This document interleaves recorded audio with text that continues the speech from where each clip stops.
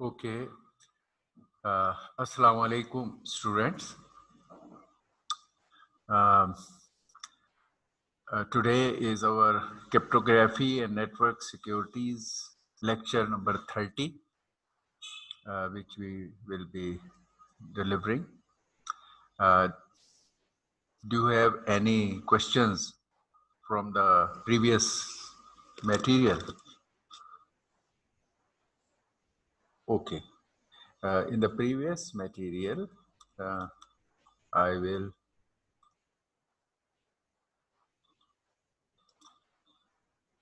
quickly look through. In the last lecture,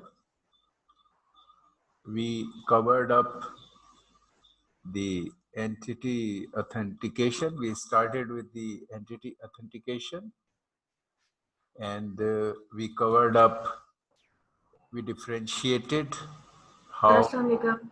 वालेकुम अस्सलाम. हाँ, मैं पूछ रहा था कि is there any question or difficulty which you want to clarify from the last lecture? Sir मैंने सर लास्ट लेक्चर में वो सेमेस्टर प्रोजेक्ट से रिलेटेड पूछा था सर. कल भी मैं सेमेस्टर प्रोजेक्ट से रिलेटेड आपसे सर मुझे क्वेश्चंस कर रही थी. ओके. सर मैंने सॉल्व कर लिया, मेरा वो कंप्लीट हो गया, इनक्रिप्ट भी डिक्रिप्ट भी. ओ जबरदस्त. चलो गुड. देखो सीरियस होकर एफर्ट की जाए तो nothing is difficult. It sounded कि पता नहीं क्या कितना मुश्किल है, but very good. I am very happy कि आप लोग लगे रहे और आप लोगों ने उसको अचीव भी कर लिया. चले तो टुडे बाकी सारा तो वो ही था, पर उसके मुझे सिर्फ वो स्टार्ट में समझ नहीं आई थी जिसकी वजह से मैं कंफ्यूज हो रही थी. हाँ, तो फिर वो भी समझ आया तो फिर उसको मैंने फिर हाँ, ये डायरेक्शन सही है कि पहले आप कॉन्सेप्ट के लिए करें. हम हमेशा इस बात पे जोर देते हैं, and I think you followed that, कि पहले कॉन्सेप्ट क्लियर हो, खा उसको कितनी दफा हमें आपको बताना पड़े. जब एक दफा वो कॉन्सेप्ट क्लियर हो जाता है तो फिर आगे वो डिजाइन इम्प्लीमेंटेशन वगैरह मामला सही हो जाते हैं. इससे ये भी साबित हुआ, जो हम कहते तो रहते हैं कि थ्योरी और practical go hands in hands, कि वो चीज स्ट्रॉन्ग समझ आएगी तो दूसरी चीज भी चलेगी, और दोनों ही जरूरी है. तो ये अच्छी बात है कि हमारे इस कोर्स में दोनों चीजें हैं, और हम ये सीक्वेंस चाहते हैं आप लोगों को आदत हो कि पहले आप उसको समझें अच्छी तरह, which you made a good effort. मतलब we kept doing certain things repeated, but you made sure that you understand it. और जब वो फायदा ही होता है कि once you make sure that you understand it, तो फिर अब ये you solve the whole thing. जो शायद अगर कोई अंडरस्टैंड किए बगैर वो एफर्ट कर रहा हो, वो उससे ज्यादा भी करेगा तो शायद रिजल्ट्स प्रोपोर्शनल ना आए. चलो वेरी गुड, शाबाश, एक्सीलेंट. तो अब back to our lectures of today. तो पिछले लेक्चर में हमने स्टार्ट किया था एंटिटी ऑथेंटिकेशन. उसको पहले हमने डिफरेंशिएट किया कि एंटिटी ऑथेंटिकेशन और मैसेज ऑथेंटिकेशन जो आप लोगों ने अभी इस प्रोजेक्ट में इंप्लीमेंट की है, जो डिजिटल सिग्नेचर से आपने ऑथेंटिकेशन इंप्लीमेंट किया है, वो मैसेज से अटैच्ड है, कि वो मैसेज के साथ आप देख रहे हैं कि वो साइन डाइजेस्ट ट्रेवल कर रहा है. तो इट्स अ गुड टाइम कि आप लोगों ने प्रैक्टिकली इंप्लीमेंट किया. मैसेज के साथ साइन डाइजेस्ट जुड़ा हुआ है जो ऑथेंटिकेट कर रहा है सेंडर को. इस उसमें एलएस है अगर, तो उससे पता चल रहा है this message is from LS. ये हमने सीख लिया, ये डिजिटल सिग्नेचर वगैरह में ये काम किया. अब हम एक और किस्म की ऑथेंटिकेशन सीख रहे हैं कि जब लाइव दो एंड पर यूजर या प्रोसेसेस या कंप्यूटर्स आपस में बातचीत करें लाइव, फिर एक सेशन लेवल की ऑथेंटिकेशन चाहिए. फिर ये ऑथेंटिकेशन नहीं चाहिए कि ऑफलाइन कोई मैसेज आपको मिल गया है तो आप उसकी तसल्ली कर रहे हो कि ये मैसेज सही पर्सन से आया है, बल्कि अब आप ये चाह रहे हो कि दो एंड्स जो आपस में इंटरेक्ट करने लगे हैं, बोथ आर वैलिड, और हम उसकी तसल्ली करेंगे. और फिर उस सेशन के लिए जब तसल्ली हो गई तो वो मल्टीपल ट्रांजैक्शन या मैसेजेस या एक्सचेंजेस कर सकते हैं ड्यूरिंग दैट सेशन. तो ये session level real time online between any two processes, जो क्लाइंट सर्वर प्रोसेस हो सकते हैं या बिटवीन टू पर्सन्स भी हो सकता है, मगर ये सेशन लेवल है और इसकी ड्यूरेशन भी सेशन की ड्यूरेशन तक चलेगी कि ड्यूरिंग द सेशन आप you can send multiple messages, जबकि उस केस में हर मैसेज के साथ ऑफलाइन एक ऑथेंटिकेशन जुड़ी हुई थी। तो ये अब हम डिफरेंस था हमारी entity authentication versus message authentication.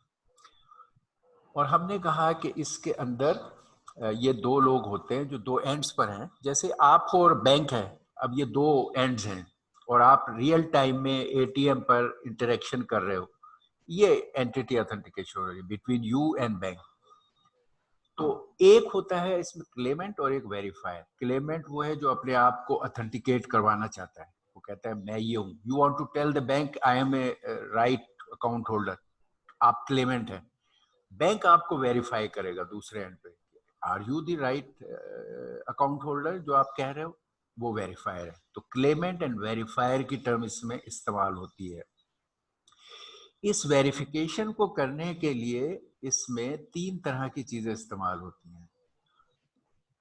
या आप ये साबित करते हो, क्लेमेंट जो है वो वेरीफायर को वेरीफाई करने के लिए तीन तरीकों से करते हैं। या आप ये बताते हो उसको यू नो समथिंग, जैसे पासवर्ड होता है, या आप उसको ये जाहिर करते हो you have this card, something, you have something, possess something like credit card, ATM card.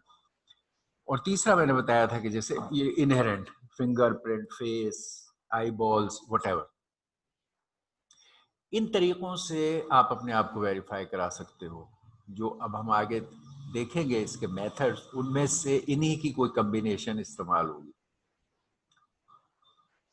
हमने एज ए साइड इशू किया था कि क्योंकि इसमें बात रिप्ले की आ जाती है, तो हमने कहा कि टाइम और नाउंस के जरिए से रिप्ले के मामलात को हैंडल किया जा सकता है। यानी आप अपनी रिप्ले को अवॉइड करने के लिए, फ्रेशनेस ऑफ ए मैसेज के एश्योर करने के लिए, या टाइम के जरिए से या नाउंस के जरिए से रिप्ले अटैक को बचा सकते हैं। ये हमने थोड़ा सा देखा था।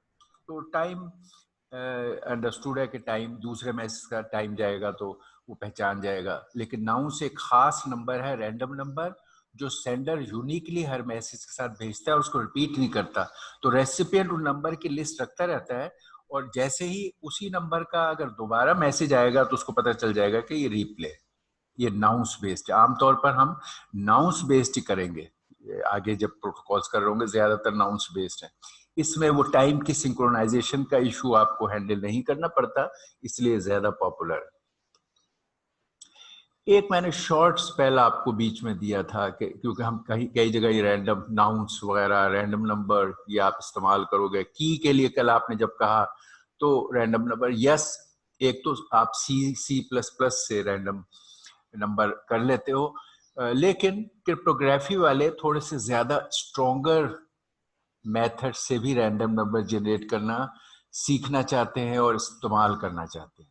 आप प्रोजेक्ट के लिए बेशक या C++ का या यूज कर लें, या मैंने जैसे कहा था कि आप एक सिंपल एटलीस्ट अपना बना लें रैंडम नंबर, जिससे आपको थोड़ा सा ये पता चले कि how the random number thing works.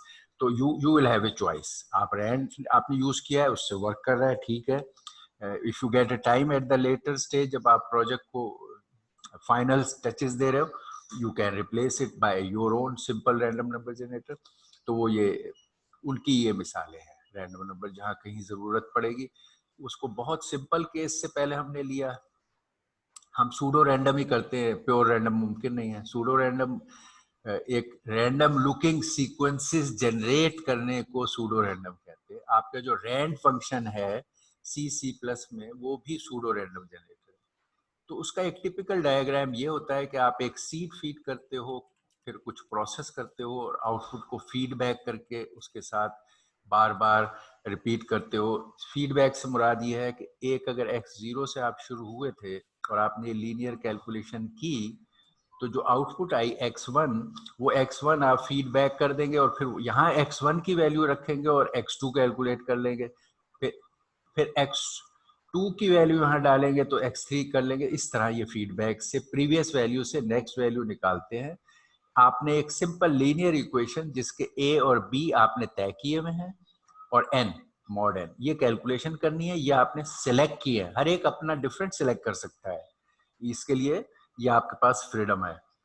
Seed का फायदा ये होगा कि स्टार्टिंग पॉइंट आपका डिफरेंट होता है। जैसे एस रैंड से आप सीड बदल देते हैं तो रैंडम नंबर सीक्वेंस बदल जाता है। तो ये वो सीड है कि जो ये काम करता है।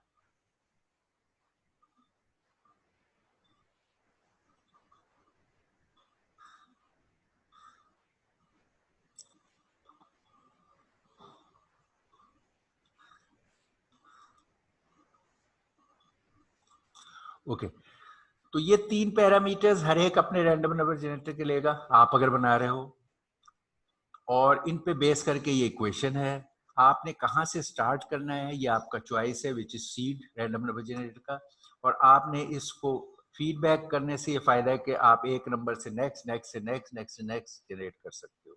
इसके कुछ नुकसानात हैं। नुकसानात ये है कि अगर ये लीनियर इक्वेशन है, हमने पहले भी सीखा कि अगर लीनियर इक्वेशंस दो हों आपके पास तो दो अननोन मालूम कर सकते हैं।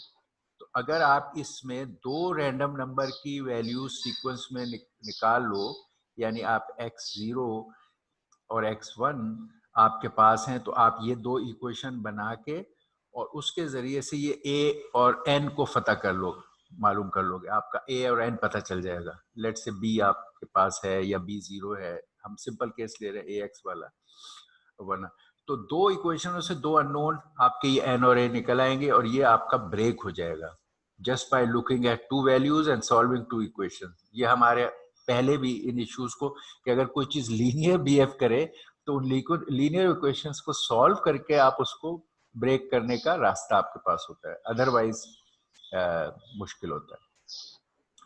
इसी को हमने सर के एक एग्जांपल करवा सकते हैं? हाँ, इसकी एग्जाम्पल तो यार ये तो अब आप बहुत ही ओके, ठीक है, अच्छा ओके चलेगा। एग्जाम्पल ये कि आपने कहीं जैसे कोई इक्वेशन के लिए ए बी हमने यहाँ के लिए आपने चूज किए, लेट्स से इसको किया 2 सपोज, छोटे नंबर लेके, जस्ट टू सी दैट इसको आपने कहा मे बी 3, ओके, इसको आपने कहा ओके मॉड ऑफ ये 7 कर लें, चले छोटे छोटे नंबर हम ले रहे हैं, ओके। ये आपने सिलेक्ट किए, ये आपके इस जनरेटर के पैरामीटर्स हैं जो आपने चूज किए कि मैं क्या पैरामीटर से काम करूंगा। इसमें एक सर जो ये n है, जो ये n है कि जनरेटर से चलेगा, जी ये प्राइम नंबर लेगा या होल नंबर लेगा? ये it's a linear equation which can have any numbers, ठीक है। अब वो ओके उसकी और क्वालिटी बेहतर करने के लिए ओके आप कहते हैं हम प्राइम नंबर, जैसे हमने यहाँ ले लिए कि हम प्राइम नंबर ले लेंगे, but as a linear equation it can have any coefficients, ठीक है, and N can have a value जो आप जिस रेंज में चाहते हैं, आप मैक्सिमम जिस रेंज में जनरेट करना चाहते हैं। असल में ये मैं तो छोटे नंबर ले रहा हूँ, आप चाहते हो आप रैंडम नंबर जनरेट करो इन द रेंज ऑफ से 0 to 1000 के दरमियान, 0 to 1,999, ठीक। आप क्या तो मैं एक रैंडम नंबर जनरेट इस रेंज में चाहता हूँ, तो फिर आप n जो है वो आप 1000 ले लोगे, ठीक है। और इसमें पाबंदी नहीं है, प्राइम नंबर की पाबंदी बिल्कुल नहीं है, ठीक है। Random numbers can be prime और नॉन प्राइम, कोई पाबंदी नहीं है random, they must be random. असल में रैंडम के लिए सीक्वेंस के दरमियान inter relationship between the one and other element pattern कोई आपकी विजिबल नहीं हो तो वो आप सेफ हो। पैटर्न का बिहेवियर रैंडम मतलब है आपको नहीं पता कि ये, अगर आपका नॉन रैंडम होता तो फिर पता है कि यार 3 है, फर्स्ट को आपने सिंपल +1 कर रहे हो तो 3 4 5 जैसे आपको अक्सर वो एनालिटिकल क्वेश्चन आते हैं, तो 3 4 5 की बजाय चले 3 5 7, इस तरह का पैटर्न है, तो यू कैन ऑलवेज प्रेडिक्ट कि ये क्या है, ये तो +2 हो रहा है, ठीक है ना। तो जी ये सर। ऐसा कुछ हो कि यहाँ है 7, फिर हो गया 1, फिर 83, फिर 55, और आप कोई बिहेवियर नहीं ढूंढ पा रहे इतने आराम से वो सारे ब्रेक हो जाते हैं जो हमने अभी देखा है, ये तो बहुत ही आसानी से ब्रेक हो जाए। तो आप कहते हो हो ये इसका रैंडम होना इंपॉर्टेंट है। अब जितनी रेंज में आप चाहोगे नंबर, वो आप n मॉड के साथ n वो लोगे, ठीक है। ये जी कोएफिशिएंट्स है इस इक्वेशन के। इसमें sometimes you G could avoid B, आप कहते हो मैं लीनियर ax पे कर रहा हूँ, ठीक है, उसने फर्दर एक और कांस्टेंट, जैसे लीनियर इक्वेशन में आप कांस्टेंट भी डाल सकते हो, वो भी डाला हुआ है। ये आपके selection of design of this है। अच्छा, हमने यहाँ छोटे नंबर ले लिए, ये मैंने वैसे एहतियातन ये मैंने लिए थे 7, ये मैंने कहा 2, ये मैंने कहा 3। अच्छा, अब सीड का मतलब होता है what is the starting number you are choosing, ठीक है। जी अब ये हमने 7 लिया है, तो अब ये नंबर 0 से 6 के दरमियान ही जनरेट होंगे, जो भी है रैंडम 0 से 6 सर, तक। इसमें मेरा एक और क्वेश्चन है, ये एक्स जो आई है ये किधर जाएगा? यही मैं आपसे बता रहा हूँ, अब सुनो ना। इस इक्वेशन सही। का मतलब ये है, ये असल में फीडबैक से भी इसका ताल्लुक है कि आपकी जो करंट वैल्यू है उससे हाँ जी आप नेक्स्ट वैल्यू निकालोगे। जो आपके पास अगर एक्स आई की सही। वैल्यू है, तो आप इस इक्वेशन को जी सॉल्व करोगे तो आपकी x i+1 निकल आएगा, नेक्स्ट वैल्यू। सही है। फिर आप उस वैल्यू को सही है। यहां डालोगे तो xi+2 निकल आएगा, और इस तरह की। ये है एक वैल्यू से दूसरी वैल्यू को यूज सही। करना थ्रू द फीडबैक। अब सब इसके लिए स्टार्ट, अब इसी क्वेश्चन को स्टार्ट कहां से करें? जाहिर है एक सबसे पहले, ये डिपेंडेंट है ना एक से दूसरी वैल्यू, तो सबसे पहली वैल्यू चाहिए, उसको हम कह रहे हैं x0 है। फिर आगे x1 x2 आप जनरेट क्या करोगे? सबसे पहले x0 होगा, x0 की मदद से x1 जनरेट हो जाएगा है, या x0 की वैल्यू रखोगे, एक्स वन निकलेगा जी। 2 जी इंटू x0+3 मॉड ये करोगे तो आपसे x1 निकल आएगा। फिर ये x1 यहाँ आ गया, आपने यहाँ x0 अगर दे दिया एक वैल्यू, तो उससे x1 निकल आया। ये x1 इधर वापस आया, और इस x1 को फिर आपने यहाँ डाल दिया, और फिर इक्वेशन को सॉल्व किया तो x2 निकल आया, इस तरह x2 x3, और ये आपका पूरा सीक्वेंस बन गया, ये रैंडम नंबर का जनरेट हो जी गया। सर, ये तो समझ आ गई सर। जब हम शुरू में जब लेंगे एक्स जीरो से स्टार्ट करेंगे, जी जी तो हमारी एक्स जीरो पहले वैल्यू क्या होगी? क्योंकि हमें पहले तो एक्स जीरो की वैल्यू गिवन नहीं होगी ना। हाँ, उसी की हम ये बात कर रहे थे। कोई भी रैंडम नंबर इक्वेशन के लिए आपको हमेशा एक प्रोविजन सीड की दी जाती है। अगर आप फर्स्ट करो हाँ सीड, जी। एक तरीका ये होता है फर्स्ट करो सीड, कई आप कह सकते हो रैंडम जनरेटर बगैर सीड के भी हैं, जैसे जब आप कई दफा एस रैंड के बगैर उसको इस्तेमाल करते हो है, तो आप हाँ कहते हो जी। यार हाँ जी। एक फिक्स सीड आपने यहाँ इस्तेमाल कर ली, आप कहते हैं मैं x0 यहाँ प्रोग्राम में इनिशियलाइजेशन और वैल्यू x0 आप कह देते हैं ओके 5, ठीक है, और उससे ही चल पड़ता है, और सही। आपको रैंडम नंबर जनरेटर 5 ऑनवर्ड वो सारे सही जनरेट करता है, रैंडम होते तो रैंडम नंबर हाँ जनरेटर जी। Without seed. लोगों ने फिर कहा कि नहीं जी यार, ये सीक्वेंस तो वही रहता है, एक बहुत बड़ा रैंडम सीक्वेंस है 7, 80, 3, 9 जो भी है, ठीक है ना, जी ये एक बहुत बड़ा नंबर। लेकिन आप इसमें एक फायदा ये कर सकते हो, और ये एक बहुत बड़े टाइम के बाद ये रिपीट भी होता है, बहुत बड़ा रैंडम नंबर सीक्वेंस होगा मगर रिपीट भी होगा। अच्छा, जी अब आपको अगर सही। आप हमेशा आपका रैंडम नंबर जनरेटर 7 से ही शुरू होगा, तो एक पैटर्न की आपको आइडेंटिफिकेशन हो गई, हेल्प मिल गई। हाँ जी। इसके निस्बत आप कहो कि यार ये जो बहुत बड़ा रैंडम नंबर सिक्वेशन है, समटाइम्स आप जनरेट करोगे तो यहाँ से जनरेट होना शुरू हो जाए 9 से, और समटाइम्स आप जी जनरेट करना शुरू करो तो सीक्वेंस तो वही है, मगर अचानक वो हाँ किसी जी। और जगह से स्टार्ट हो जाए, वो सीड है। तो आपने फिर कहा कि सही। x0 को 5 प्रोग्राम में फिक्स करने के बजाय आपको मैं एक्सटर्नली x0 दूंगा। सही। आप ये एक्सटर्नली कैसे दोगे? इसमें कई दफा जैसे आप एसरैंड में भी देखते हो, समटाइम्स आप कहते हो ओके मैं करंट टाइम ले लूंगा, तो वो ठक हाँ से जी। उस वक्त डिफरेंट वैल्यू ऑफ टाइम आ गई, उसको यूज करके और वो सीक्वेंस शुरू हो गया यहाँ पे, है ना। ये जी हम इस केस में, या अक्सर आप अपने रैंडम जनरेटर आप कहोगे मैं यहाँ पर किसी जरिए से एक नंबर आर्बिट्रेरली ले ले, तो लेट्स यूजर एक आर्बिट्रेरी नंबर ले ले, वहां से शुरू कर दे, जी तो हर दफा एक सीक्वेंस जी नई जगह से स्टार्ट होगा। सही। ये फायदा है इसका, ठीक है। और ये वैल्यू है, ये कैलकुलेट होगी और जनरेट होगा, दिस इज ऑल ओके।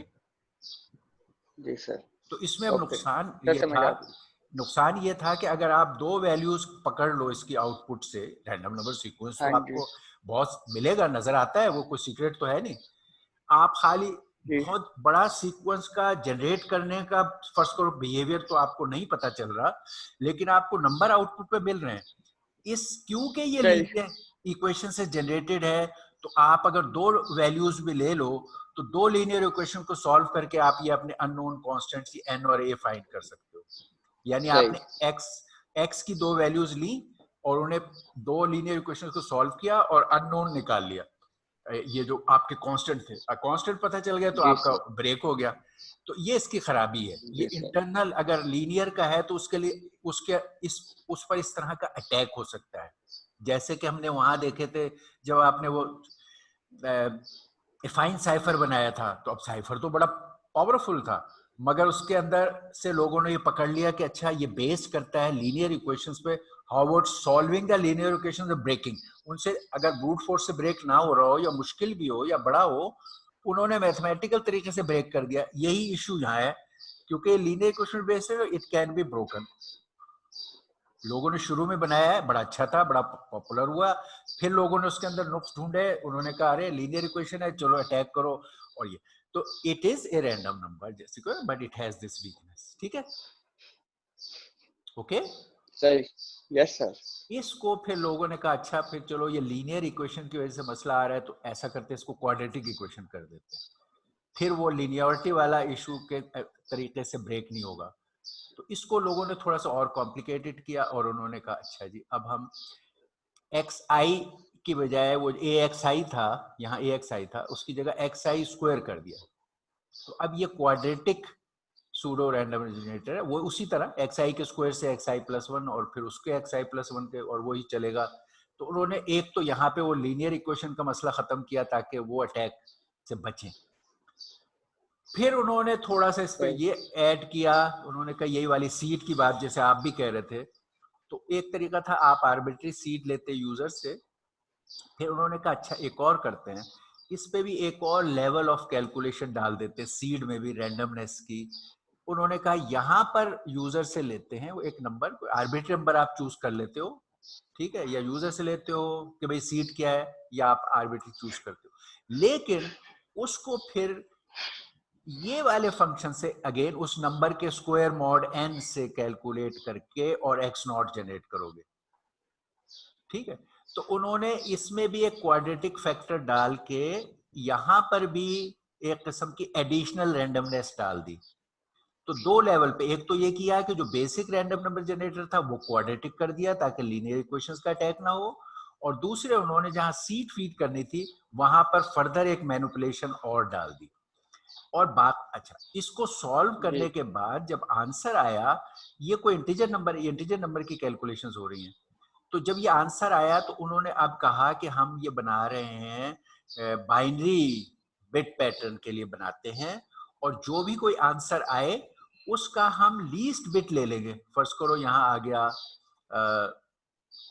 6 आ गया, इसका आंसर 6 था, 4 बिट में 0 1 1 0, तो लीस्ट बिट 0 है तो 0 ले लेंगे। दूसरी दफा फर्स्ट करो 5 आ गया 5, तो यहाँ पर 0 1 0 1, तो इन्होंने कहा ओके ये 1 ले लिया। तो इन्होंने least bit of the answer pick की और इन्होंने जो बिट का सीक्वेंस रैंडम जनरेट किया है। तो ये हर बार लास्ट नंबर लेगा?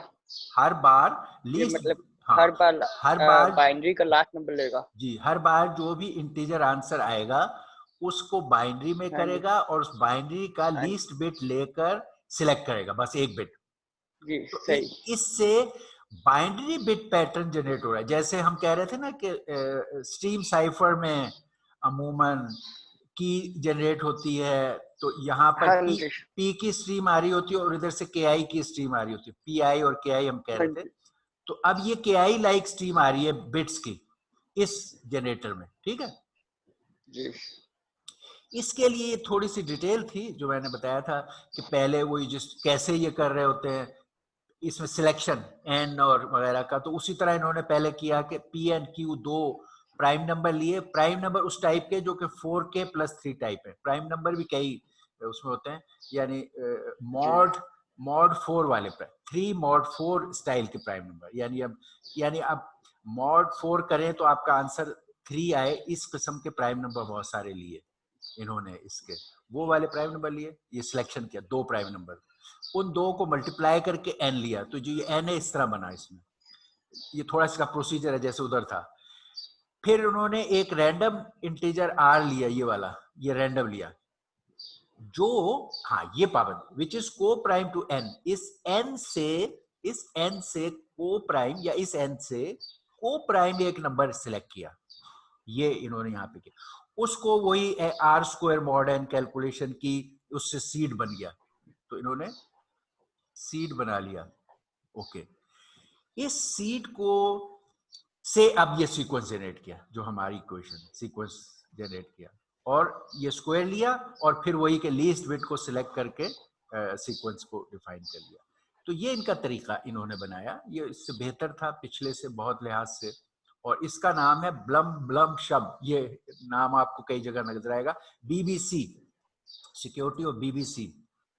और इसकी सिक्योरिटी की थोड़ी बेहतरी है कि वो अब लीनियर इक्वेशन सॉल्व का नहीं है, अब इसकी डिफिकल्टी जो है वो वही है जैसे हम एसिमेट्रिक की क्रिप्टोग्राफी में कहते थे कि 2 तरीके हैं जिनसे वो अपनी सेफ्टी करता है। एक बड़े नंबरों की फैक्टराइजेशन, तो factorisation problem, difficulty of factorisation, और दूसरा बड़े नंबरों का discrete log, actually anti log लेना, डिस्क्रीट लॉग लेना बड़े नंबरों का। वो ये 2 तरीके थे जो एसिमेट्रिक की सिक्योरिटी का बाइस थे। तो यहाँ पर क्योंकि ये बहुत बड़े, वही एज यूजुअल 2 बड़े पी क्यू प्राइम नंबर ले लें अगर आप, तो अब आपकी डिफिकल्टी ये होगी कि can you break this N to those P and Q जो लिए गए थे, और ये इसकी सेफ्टी है जो कि डिसेंट सेफ्टी आप बना सकते हो अगर नंबर बड़े लो। तो ये एक रिलेटिवली गुड या बेटर वो है, अगर आप अपने तौर पे ट्राई करना चाहते हो तो इसको ट्राई कर सकते हो। बट आई वॉन्ट सजेस्ट कि आप बिगिनिंग में करो, बिगिनिंग में आप रैंड वाला यूज कर लो, और फिर शायद आई वुड से कि आप सिंपल ये वाला कर लो। ठीक है कि ब्रेकेबल है, but it gives you an experience के एक रैंडम नंबर। ठीक, ओके। जी सर, इसमें एक जो ये लिखा हुआ है फाइंड 2 लार्ज प्राइम, हाँ, ये तो प्राइम तो इसमें तो 3 है प्राइम, लेकिन ये 4 मॉड्यूलर, मतलब कि 4 मोड ले रहा है। तो ये 4 जो हमारा है, ये प्राइम से जब इससे करेगा तो ये आंसर गलत नहीं देगा, मतलब कि माइनस, मतलब कि मल्टीप्लाई करके 1 से वो नहीं करेंगे फिर अच्छा आगे। हाँ, वो ये होता है प्राइम नंबर भी कई कैटेगरीज में हो सकता है। इसने 4k + 3 टाइप प्राइम नंबर हैं, where k is an integer. अगर k इज इन इंटीजर है, देखो मैं इसमें बताऊं प्राइम नंबर, k अगर इंटीजर है तो लेट से आप 1 से करें, पहले 0 से कर लें, k को 0 करें तो 3, k को 1 करें तो 4 + 3 7, ठीक है। हाँ जी, अच्छा, फिर k को 2 करें 11, हाँ जी, ठीक है ना। फिर k को 3 करें, k ठीक is है, an सी integer, करेंगे। p is the form, k 15, k अच्छा, मतलब कि हमने ऐसा नंबर लेना है कि इसको ऐड करें तो प्राइम नंबर बने। करेक्ट, यानी ये अब यहां से पता करो 3 मॉड, यानी अगर आप उसका मॉड 4 लें उस नंबर का, तो आपका आंसर हाँ 3 जी, आए। देखिए सही ना, है मॉड 4 लेने के आंसर तो 1 भी हो सकते हैं, देखो ना, 0 भी हो जी, सकता है, 1 भी हो जी, सकता है, 2 भी हो सकता जी, है, 3। जी, तो ओनली वो वाले नंबर जिनका आंसर मॉड 4 लेने से 3 आए, खाली वो वाले नंबर आपने लेने, ये वो कह रहा है। ठीक है सही है, ना, सही है। सब ओके। तो ये खाली सिलेक्शन की एक लेवल है कि वो जो प्राइम नंबर्स हैं वो किस कैटेगरी के हैं। अक्सर लोग जी, बहुत सी जगहों पे आपको ये 4k + 3 मॉड 4 से 3 वाले प्राइम नंबर का कहा जाएगा। ठीक है, इस जी, categorisation of a prime number. Okay, जी, अच्छा, तो ये यस सर। ठीक हो गया, इसकी स्ट्रेंथ इस पे डिपेंड करती है, इट इज गुड। यहां तक हमने डिटेल से कर लिया। मैंने आपको ये स्लाइड्स भी दी थी कि देखो ये थे जो बेसिक कॉन्सेप्ट से बने और आपको समझ आए कि रैंडम नंबर जनरेशन और उसकी एवोल्यूशन और उसका अप्रोच क्या है। ये तो इवन गुड इनफ है, इवन नाउ बीबीसी यूजफुल है। और इंटरनली आपके जो रैंड शैंड उसमें बने हुए होते हैं वो भी ऐसी ही कोई टेक्निक को इस्तेमाल कर रहे होते हैं, ठीक है। अच्छा, लेकिन जी अब जो यही फिर कॉन्सेप्ट को बढ़ाया गया मौजूदा टाइम में। अब जो आंसी स्टैंडर्ड्स हैं उस कॉन्सेप्ट को वही है कि हमने सूडो रैंडम जनरेट करने हैं, लेकिन अब मॉडर्न टाइम में हमारे पास वो टूल्स बेहतर आ गए हैं। तो आंसी स्टैंडर्ड के तहत अब जो सूडो रैंडम नंबर जनरेटर हैं उनमें एज यूजुअल जैसे हमने की जनरेट करने के लिए अभी पीछे बार बार इस्तेमाल किया जब हम मोड ऑफ ऑपरेशन कर रहे थे, तो हमने कहा यार हमने हैशिंग में भी किया, हमने की जनरेशन में भी किया, कि हमारे पास ये जो सिमेट्री की क्रिप्टोग्राफी के एन्क्रिप्शन एल्गोरिदम है ये एक बहुत जबरदस्त रैंडम बिहेवियर की एग्जांपल है। तो लोग इसको जी जगह जगह जहां रैंडमनेस चाहिए वहां फिट कर देते हैं। हैश के लिए फिट कर दिया, ठीक है। रिपीटेडली हैश निकालने के लिए रिपीटेडली आपने डीएस या एईएस इस्तेमाल कर लिया। इसी जी तरह अभी हम जब की जनरेट कर रहे थे मोड ऑफ ऑपरेशन में, तो हमने ऊपर एक ब्लॉक लगा दिया एईएस का और कहा कि यहां से हम की जनरेट कर रहे हैं, ठीक है। जी इसी सर। तरह लोगों ने यहाँ सूडो रैंडम जनरेशन में भी उन्होंने कहा क्योंकि हमारे जो ये सिमेट्रिक की क्रिप्टोग्राफी के एल्गोरिदम होते हैं ये बड़े ही रैंडम बिहेवियर शो करते हैं प्लेन टेक्स्ट और साइफर टेक्स्ट के दरमियान, तो इनको भी कंबाइन करके लोगों ने बनाया, ठीक है। इधर से जैसे डेट एंड टाइम लिया और फिर 3DS के मॉड्यूल लिए एक पहला इस डेट और टाइम से एक 3DS इस्तेमाल किया और फिर एक और 3DS इस्तेमाल किया और इस तरह रैंडम नंबर जनरेटर इस्तेमाल किया तकरीबन 6 एनक्रिप्शन के बाद। ये इनिशियलाइजेशन वेक्टर या सीड है। तो इस तरह एक ये रैंडम नंबर जनरेटर बन गया। इसी को नेक्स्ट साइकिल में इनिशियलाइजेशन वेक्टर के लिए एक इधर से इसकी आउटपुट को एक 3DS के साथ निकाल लिया ताकि नेक्स्ट इनिशियलाइजेशन वेक्टर फिर निकल आए और इसको साइकिल कर सके। तो ये 6 टाइम DS या 2 टाइम्स 3DS इस्तेमाल करके भी रैंडम नंबर जनरेट करते हैं और बड़ा पावरफुल है और ये आंसी स्टैंडर्ड है। इट इज एक्सेप्टेबल, ये is very safe, very safe. इसी को फिर जी PGP based pseudo random, PGP वालों ने PG pseudo random number generation का इस्तेमाल किया। वो ये किया कि वही यही कॉन्सेप्ट है कि आपके जो लेट से एईएस है वो AS128 या इस तरह का जो चीज है जैसे हमने हैश में किया था, इस तरह आप चेन बिहेवियर में उसको इटरेट करके इस्तेमाल करें इतनी दफा, और उसमें से ये 64 बिट, ये 64 बिट, तो 3 into 64 बिट के साइज का आपको रैंडम नंबर निकल आया और ये आगे नेक्स्ट स्टेज के लिए इनिशियलाइजेशन वेक्टर। तो आपने मल्टीपल एनक्रिप्शन ब्लॉक्स को चेन करके और यहाँ वही डेट टाइम लिया 64 बिट, पहले एक दफा एनक्रिप्ट किया जैसे ऊपर किया था 3DS, नीचे वहां पर एक दफा ही कर लिया था 3DS को पिछले में, यहाँ उन्होंने उसको मल्टीपल टाइम किया और ज्यादा बड़ा भी कर लिया। ये अब इसका साइज बड़ा हो गया, वहां पर इसका साइज सिर्फ 64 बिट था 3DS की आउटपुट, अब ये 64x3 के साइज का आपने रैंडम नंबर बना लिया 64x3 और ये ज्यादा पावरफुल है। तो ये पीजीपी का सूडो रैंडम जनरेटर, ठीक है। ओके, ये हमारे पिछले उसके थे जो हमने किए थे लास्ट लेक्चर में, ठीक है। ये की आज की हमारे उसमें ये एंटिटी ऑथेंटिकेशन की कंटिन्यूएशन है, ओके। अच्छा, ये हमारा यही एंटी ऑथेंटिकेशन जो हम कर रहे थे ये हमने अभी पिछले उसमें की, अब हम इसी को जारी रखेंगे आज के लेक्चर में, एंटिटी ऑथेंटिकेशन। ओके, हमने उसके इंग्रेडिएंट्स अलग अलग सारे देख लिए। हमने ये देख लिया कि जी सूडो रैंडम इसमें इस्तेमाल होता क्या है, रीप्ले प्रॉब्लम के लिए वो जो नाउंस इस्तेमाल होता है वो क्या है, अप्रोच क्या होती है, ये सब हमने देख लिया। अब हम प्रोटोकॉल्स के लिए तैयार हैं। यहाँ ये देखने के बाद नाउ वी आर रेडी कि हम specific protocol of entity authentication सीख लें। We are sir ready for that. जी सर जी जी। जो कल मैंने क्वेश्चन को सॉल्व किया था, आपने कहा था कि उसका जो नेक्स्ट वाला वो फिर आप नेक्स्ट क्लास में बताएंगे। सर उसका जो फेज 2 है सर, उसके बारे में मुझे बता दें थोड़ा सा, ताकि मैं उसको भी सॉल्व कर लूँ और फिर कोडिंग के लिए भी उसको तैयार कर लूँ, ताकि अच्छा डेमोन्स्ट्रेट करने के लिए आज की लैब अच्छा, में मैं क्या कर क्या था दूसरा, क्या नेक्स्ट क्या चीज थी जिसको सर। जो हमने? उसका जो नेक्स्ट पार्ट था, चलिए 1 मिनट में निकाल। डिजिटल सिग्नेचर का ये सर डिजिटल सिग्नेचर था।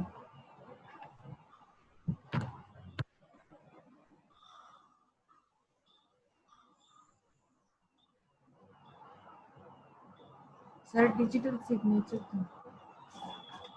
अच्छा चलो ये करते हैं, क्योंकि अब आपने you have done the major part, तो आज फिर हम आपका जो मेजर पार्ट हो गया उसको, आज हमारी लैब भी है ना, उसमें जी एक सर। तो देख लेंगे।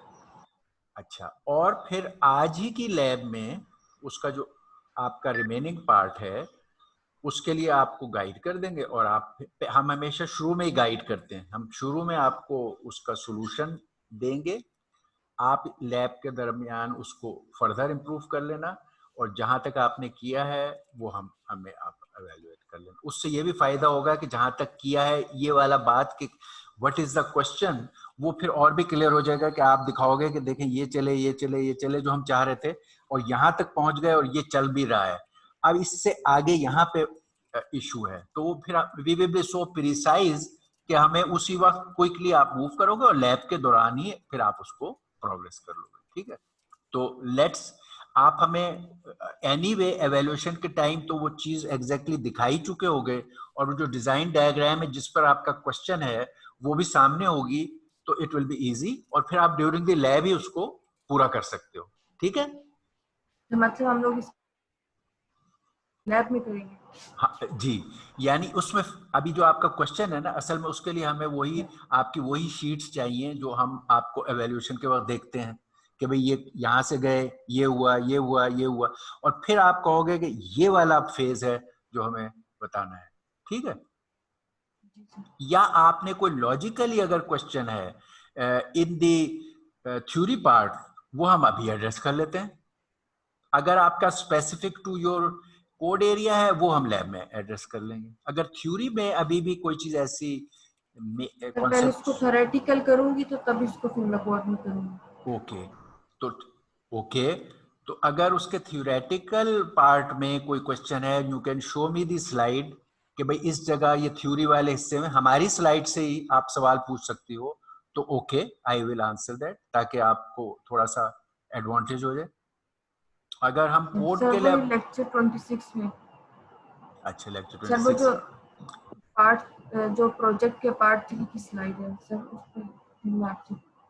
अच्छा अच्छा चलो, okay we come to that, हम आते हैं उस पर। सही है, ये थोड़ा सा इसका हिस्सा रहता है जो हमने बिल्ड कर लिया इतनी मेहनत से, इसको वो कंक्लूड कर देते हैं, हम इसको थोड़ा सा ही करेंगे हम इसके, और फिर हम उस पर आ जाएंगे। ओके, और ओके लेट्स फाइनलाइज दैट।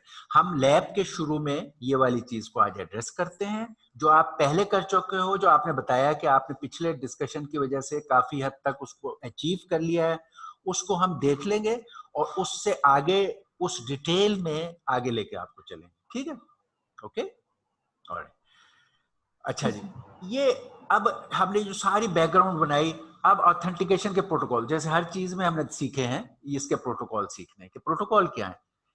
इसमें एक तो बहुत ही नोन एरिया है आपका पासवर्ड ऑथेंटिकेशन, जिसको आप बहुत अच्छी तरह हर वक्त इस्तेमाल करते हो। हम इसके पीछे अंडर द हुड देखेंगे कि हो क्या रहा है। आप कहते तो पासवर्ड दिया चल पड़ा, नहीं पासवर्ड था तो उसने रिफ्यूज कर दिया, लेकिन व्हाट इज हैपनिंग इनसाइड जब आप कहते हो पासवर्ड ऑथेंटिकेशन आपने ली, ये क्लासिकल चीज थी, और उसके क्लासिकल इश्यूज और उसके सॉल्यूशंस हैं जो आपको एनीवे जानने चाहिए फॉर एनी पासवर्ड प्रोटेक्शन के इसके पीछे क्या हो रहा है, और अगर आपने कोई ऐसी चीज बिल्ड करनी हो तब आप बिल्ड कर सकते हो, अगर आपने उसको काउंटर करना हो तो काउंटर कर सकते हो। तो हम वो देखेंगे, ये ओल्ड क्लासिकल मेथड थे जिनको हम देखेंगे कि वो कैसे एंटिटी ऑथेंटिकेशन कर रहे हैं। पासवर्ड के जरिए से आप एंटिटी ऑथेंटिकेशन हो रहे हैं, मगर क्रिप्टोग्राफी में जो नए और बेहतर मेथड आए हैं वो फिर ये वाले हैं। इसको हम ये कर लेते हैं, ये क्रिप्टोग्राफी वालों ने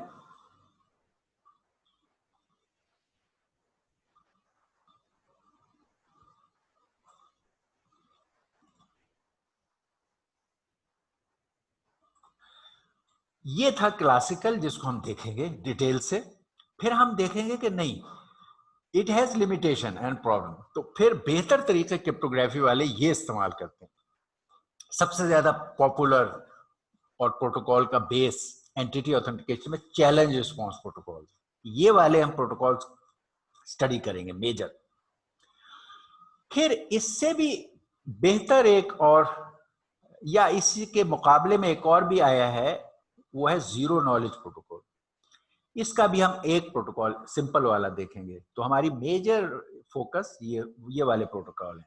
ये हम लिंक करेंगे how it is happening already, ये what are the powerful ways of, जो इस पासवर्ड वाले से बहुत बेहतर हो सकता है और ये उससे भी बेहतर है, और इसका एक सिंपल केस। इस तरह हम देखेंगे प्रोटोकॉल्स को।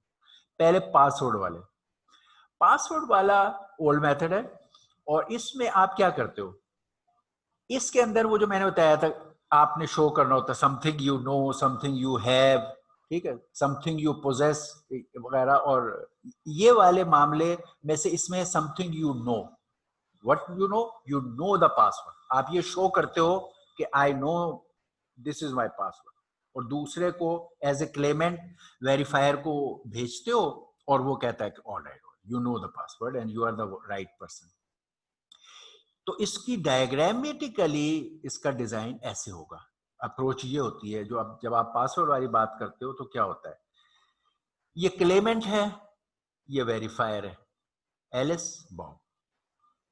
बेसिकली आप इसको सोच सकते हो कि मे बी ये एक क्लाइंट है और ये एक सर्वर है, और ये क्लाइंट इस सर्वर को यूज करना चाहता है, और सर्वर तसल्ली करना चाहता है कि he is the right one. या आप एक यूजर हो और ये बैंक है, उसका सर्वर है, तो वो बैंक वाला तसल्ली करना चाहेगा कि यार आप ठीक है। तो ये पासवर्ड वाला थिंकिंग है, जो अब भी यूज होती है बहुत सी जगह पे, अभी भी पासवर्ड वाले बेतहाशा इस्तेमाल है। तो इसका तरीका क्या होता है कि जो वेरीफायर है या जिसने वेरीफाई करना होता है, उसने एक टेबल बना के वो रखता है, ठीक है। और उस टेबल में जब भी कभी आप उससे कहते हो भाई मुझे पासवर्ड दो, जब ऑथेंटिकेट होते हो, ऑथराइज होते हो, तो वो आपको पासवर्ड देता है। या आप पासवर्ड शुरू में बनाते हो तो वो नोट कर लेता है कि आपने मेरा पासवर्ड अपना ये दिया है। जब वो कहता है ना ओके, तो उसने पासवर्ड का रिकॉर्ड रख लेता है कि एलिस और एलिस का ये पासवर्ड। और जितने भी लोग आते जाएंगे एक टेबल बनाएगा, उसको पासवर्ड फाइल कहेगा, उनके यूजर आईडी और पासवर्ड की फाइल बनाएगा, उनके नाम और उनके आगे उनके पासवर्ड की लिस्ट बना के रख लेगा। जब भी कोई उसको अप्रोच करेगा, वो अपना नाम और पासवर्ड भेजेगा इसे। ये उसके नाम और पासवर्ड में से नाम को अलहदा करेगा, अपनी लिस्ट में जाके उसका पासवर्ड देखेगा कि मेरे लिस्ट में क्या है इसका पासवर्ड, और इसने जो भेजा है पासवर्ड उसको अलहदा करके उससे इसको कंपेयर करेगा। यानी इसके नाम से अपनी टेबल में उसने पासवर्ड निकाला, और जो इसने पासवर्ड भेजा था उसे लिया, इन दोनों को कंपेयर किया। अगर ये एक जैसे हैं तो इसने कहा ओके ठीक है, एक्सेस ग्रांट कर देगा या जो भी कुछ है, ये सेशन इसका स्टैब्लिश हो जाएगा। ये simplest password based table at the verifier and verifies from its table कि जी क्या इस बंदे का ये पासवर्ड है या नहीं। ये एक सिंपलेस्ट वे है authentication through the password based one, पहला। दूसरा इसी में अभी इसी के चल रहा है। उसके केस में क्या मसला था, उसके केस का मसला था कि अगर आप फाइल ये इसकी पकड़ लें या इसकी फाइल कॉपी कर लें, या इसकी फाइल आपको if you get the table access to this table, तो एवरीथिंग इज ब्रोकन, क्योंकि ये आप यहाँ सारे पासवर्ड आ गए। तो अब कोई भी बंदा वो पासवर्ड की लिस्ट अपने नाम और पासवर्ड को भेज के और हर वक्त रिसीव कर सकता है इस टेबल की, अगर उसे उसने एक्सेस हासिल कर ली तो सारा काम तबाह हो गया। इसको लोगों ने कहा अच्छा हम ये करते हैं, इसने ये कहा इसने कहा कि अच्छा मैं ये कर देता हूँ कि मैं यहाँ डायरेक्ट पासवर्ड नहीं डालता, पासवर्ड का हैश डालता हूँ, ताकि वो अगर कोई टेबल पकड़ ले तो उसके पास तो वो हैश होगा, तो उसको पासवर्ड नहीं मिलेगा, वो हैश से पासवर्ड नहीं बना सकता। हैश अमूमन नॉन रिवर्सिबल होते हैं। तो अगर उसने टेबल पकड़ भी ली तो उसको तो पास हैश होगा, जबकि उसने भेजना तो पासवर्ड है। तो अब उसने कहा ओके, हमने सेव कर लिया इसको, तो टेबल बनाई। If somebody got the table, उसको कुछ और वैल्यू यहाँ मिली, अगर उसने वो वैल्यू यहाँ भेजी तो वो पकड़ा गया कि भाई ये गलत है। तो ये मसला हल हो गया। मगर फिर इसमें मसला आया